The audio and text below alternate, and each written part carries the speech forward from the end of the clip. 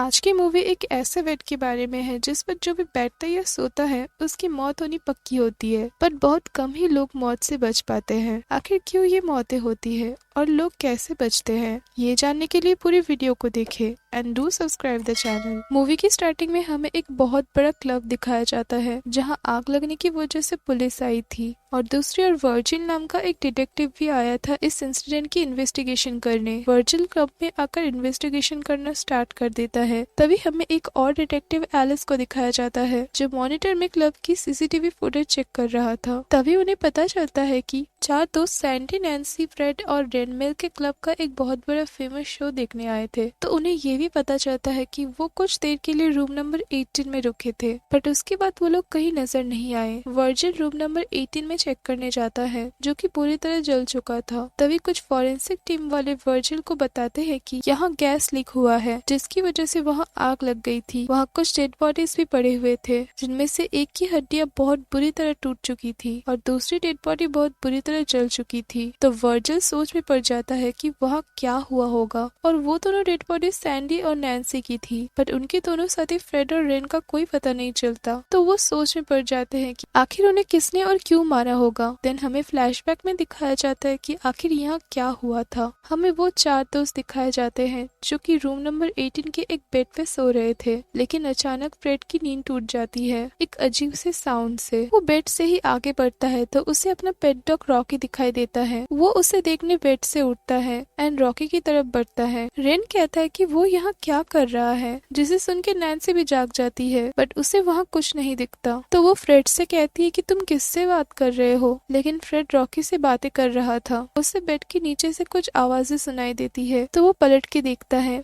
But वहाँ कोई नहीं था। वो अगेन रॉकी से बात करने लगता है बट वो गायब हो चुका था। अचानक कोई फ्रेड को अपनी तरफ खींचने लगता है जिससे वो बहुत डर जाता है एंड चीखने लगता है और उसकी चीखें सुनकर सभी लोग उठ जाते हैं। तभी वो उसे बचाने की कोशिश करते हैं बट कोई अनजान शक्ति फ्रेड को बेड के नीचे खींच लेती है। बाकी तीनों दोस्त बहुत डर जाते हैं। देन रेन बेड के नीचे देखता है बट वहाँ कुछ भी नहीं था। सैंडी और नैन्सी वहाँ से भागने की कोशिश करते हैं बट रेन उन्हें बेड से उतरने से मना कर देता है। रेन उन्हें कहता है कि रूम में कोई चीज है तो उन्हें बेड पे ही रहना चाहिए। वो लोग पुलिस को फोन करने के लिए सोचते हैं बट उनका फोन बेड से दूर चार्ज में था और जिसकी वजह से वो पुलिस को कॉल नहीं कर पाते। वो लोग बेड के नीचे देखते हैं तो अचानक वहाँ से बहुत सारा खून निकलने लगता है। दैट मीन्स फ्रेड की मौत हो चुकी थी। ये देख के वो लोग बहुत परेशान हो जाते हैं एंड मदद के लिए चीखने लगते हैं बट उन्हें कोई भी बचाने नहीं आता। नैन्सी पास में पड़े वोडका की बोतल उठाकर विंडो पर मारती है जिससे विंडो का ग्लास टूट जाता है, बट कुछ देर बाद वो ग्लास अगेन जुड़ जाता है एंड वो बॉटल वापस अपनी जगह पर आ जाती है, जिसे देखकर वो लोग हैरान हो जाते हैं। रेन कहता है कि उनके साथ अब बहुत गलत होने वाला है। सैंडी परेशान हो जाती है और स्मोकिंग करने लगती है बट रेन उसे रोक देता है और कहता है कि उन्हें कोई भी एक्टिविटी नहीं करनी चाहिए क्योंकि वो नहीं जानते कि उनकी कौन सी गलती की वजह से वो लोग मर सकते हैं। वो लोग अब वहाँ से निकलने के बारे में सोच रहे थे कि अचानक बेड पे हलचल होने लगती है और देखते ही देखते कोई चीज ऊपर की तरफ आने लगती है।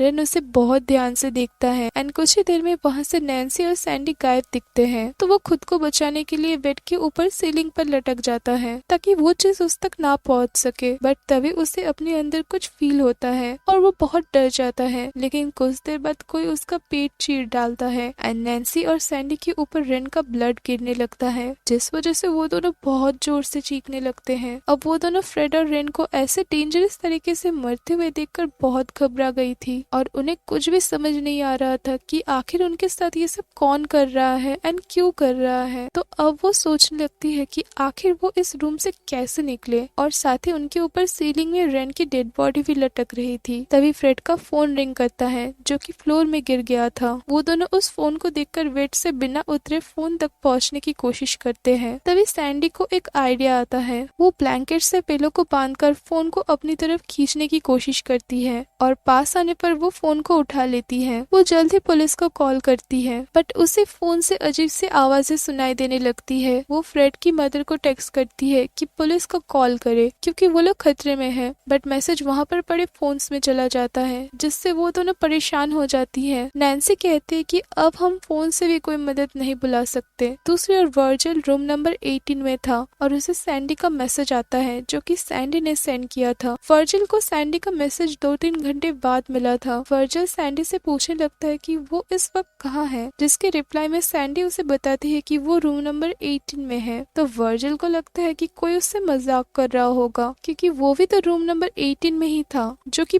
पूरी तरह जली हुई थी। तो वर्जिल कहता है कि वो इस रूम में इन्वेस्टिगेशन करने आया है, अगर वो झूठ बोल रही है तो उसे इसकी सजा जरूर मिलेगी। तो सैंडी उसे कहती है कि उन्हें सच में पुलिस की जरूरत है। तो वर्जिल सैंडी से कहता है कि उन्हें प्रूव करना होगा कि वो लोग इस रूम में है। वर्जिल अपने ऑफिस कॉल करता है ताकि वो लोग मैसेज की लोकेशन ट्रेस कर सके। तभी उसे अजीब सी आवाज आती है जिसे सुनकर वो चौंक जाता है और वो देखता है कि वहाँ अपने आप सैंडी लिखा जा रहा था, जो कि दूसरी तरफ से सैंडी बेड पर लिख रही थी। ये देख के वर्जिल बहुत हैरान हो जाता है। देन वर्जिल को यकीन हो जाता है कि सैंडी जो कुछ बोल रही है वो सब सच है। तो वर्जिल उसे पूछता है कि वहाँ क्या टाइम हुआ है। सैंडी टाइम देखकर बताती है कि 4 बज रहे हैं, बट वर्जिल जब टाइम देखता है तो तब 6 बज रहे थे, जिससे वो बहुत हैरान हो जाता है। वर्जिल उनसे पूछता है कि क्या वो रूम से निकल सकते हैं। तो सैंडी कहती है कि वो बेड पे है एंड जब तक वो बेड पे है तब तक उन्हें कुछ नहीं हो सकता, लेकिन अगर वो बेड से उतर जाएंगे तो कोई अजीब सी चीज उन्हें मार देगी। वर्जिल उनसे पूछता है कि अब तक कौन कौन जिंदा है। तो सैंडी कहती है कि वो और नैन्सी ही बचे हैं, फ्रेड और रेन मर चुके हैं। वर्जिल उन्हें बताता है कि उस रूम में कुछ देर में आग लगने वाली है, तो उन्हें किसी न किसी तरह वहाँ से निकलना होगा। सैंडी पूछती है कि क्या वो आग खुद लगेगी या वो लगाएंगे। तो वर्जिल कहता है कि अभी इसकी पूरी इन्वेस्टिगेशन नहीं हुई है, बट फॉरेंसिक टीम का कहना है कि आग गैस लीकेज की वजह से लगी है। अचानक वर्जिल को एक चीख सुनाई देती है और फोन अपने आप बंद हो जाता है। कुछ देर बाद रूम में एक औरत आती है जिसे नैन्सी देखकर बहुत खुश होती है एंड मॉम बुलाती है, विच मीन्स ये औरत नैन्सी की मदर है। बट सैंडी के देखने पर वहाँ कोई नहीं था। सैंडी उसे बहुत समझाती है और कहती है कि वहाँ कोई नहीं है, बट नैन्सी उसकी कोई बात नहीं सुनती और बेड से उतरकर अपने मदर से मिलने के लिए आगे बढ़ती है। कुछ दूर जाने के बाद उसकी मदर गायब हो जाती है। तब नैन्सी को होश आता है और वो खुद को बेड से दूर पाती है। अचानक उसकी बॉडी में पेन होने लगती है और उसकी हड्डियां टूटने लगती है। वो दर्द से चीखने लगती है, बट नैन्सी बहुत डेंजरसली मर जाती है। दूसरी तरफ वर्जिल जेल आकर एक औरत से मिलता है जो कि रूम नंबर 18 में पकड़ी गई थी। जब वो उसके पास जाकर इन्वेस्टिगेशन करता है तो वो औरत बताती है कि वो अपने हस्बैंड के साथ रूम नंबर 18 में फंस गई थी, पर उसका हस्बैंड एक अच्छा इंसान नहीं था, इसीलिए बेड से उतरते ही वो भयानक तरीके से मारा गया था और उसी की मौत के चार्ज में उसे अरेस्ट कर लिया गया था। वर्जिल उससे पूछता है कि क्या वो बेड से उतरी थी। तो वो औरत कहती है कि वो बेड से उतरी थी। तो वर्जिल समझ जाता है कि वो रूम सिर्फ उन लोगों को सजा देती है जो अपने पास में कोई भयानक क्राइम से जुड़े हुए थे और सैंडी के दोस्त भी इसीलिए मारे गए हैं,